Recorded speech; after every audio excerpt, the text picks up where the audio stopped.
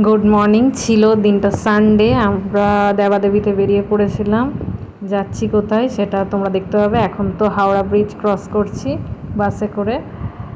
তো হাওড়া ব্রিজটা ক্রস করতে আমার প্রত্যেকবারই একটা অন্যরকম ফিলিং হয়, নদীটা দেখি এপার ওপার। তারপর আমরা চলে এসেছি জৈন মন্দিরে। তারপর চলে এসেছি আমরা এখানে, যেটা হচ্ছে বিড়লা টেম্পল, কলকাতা বিখ্যাত। তো এখানে তো বাইরে থেকেই ফটো তুলতে হয়েছে, ভিতরে ফটো তুলতে দেয়নি, ভিডিও ক্যামেরা কিছুই করতে দেয়নি।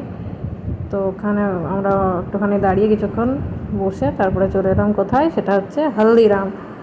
হলদিরাম সম্পর্কে তোমরা সবাই জানো, হলদিরামের মিষ্টি ভুজিয়া সব খুব টেস্টি টেস্টি। তো চলে এসেছি এখানে দেখার জন্য এদের এই আউটলেটটাতে কি কি রয়েছে। প্রচুর কিছু রয়েছে, কি কি বললে তো ভুল হবে। মানে দাঁড়িয়ে কিছুক্ষণ এটাই আমি দেখছি কি রয়েছে, সেগুলো ক্যামেরাবন্দি করছি। মিষ্টি, বেকারির প্রোডাক্ট প্রচুর রয়েছে, মানে লোভনীয় লোভনীয় নেহাত। প্রচুর কিছু এখন খাবো না, সকালে ব্রেকফাস্ট করেছি, তাও একটা মিষ্টি হয়তো খাবো, মিষ্টি জাতীয় কিছু হয়, বেকারির প্রোডাক্ট বা মিষ্টি খাবো। তো যাই হোক, এখন ঘুরে ঘুরে দেখছি কি কি রয়েছে। নানা রকমের পেস্ট্রি রয়েছে। তো দেখতে দেখতে আমরা এবার চলে যাচ্ছি কোন দিকে, সেটা হচ্ছে যে এগুলো মিষ্টি ভুজিয়া এগুলো রয়েছে নানান রকম।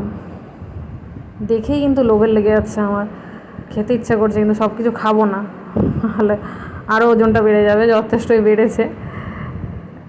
তো এইসব দেখতে দেখতে লোভ দিতে দিতে ছবি তুলতে তুলতে এগোচ্ছি। এসব মিষ্টি কিন্তু আমি জানি সকলেই খুব ভালোবাসে, শুকনো মিষ্টি, কিন্তু খেতে কিন্তু খুব টেস্টি হয়। আমাদের বাঙালিদের আলাদা রকম মিষ্টি, ওদের একটু আলাদা রকম মিষ্টি, কিন্তু খেতে প্রচণ্ডই ভালো হয়। এই প্যাকিংগুলো আমার বর নিয়ে আসে দিওয়ালির সময়, এই প্যাকিং করা মিষ্টিগুলো পায় ওরা। তো তারপর আমরা নিয়ে নিলাম একটা ডোনাট।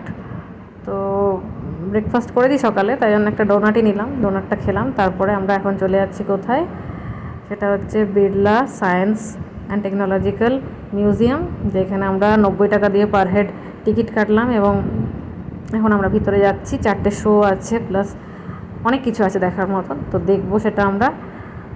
তারপরে এখন আমরা দেখে টেকে বেরিয়ে গেলাম। এবার আমরা বাস ধরবো। বাস ধরে আমরা এখন চলে এসেছি হাওড়া স্টেশন, এখানে ট্রেন ধরে নিয়েছি। এরপর আমরা যাবো বাড়ি। আজকের মতো ব্লগটা এখানেই শেষ করছি।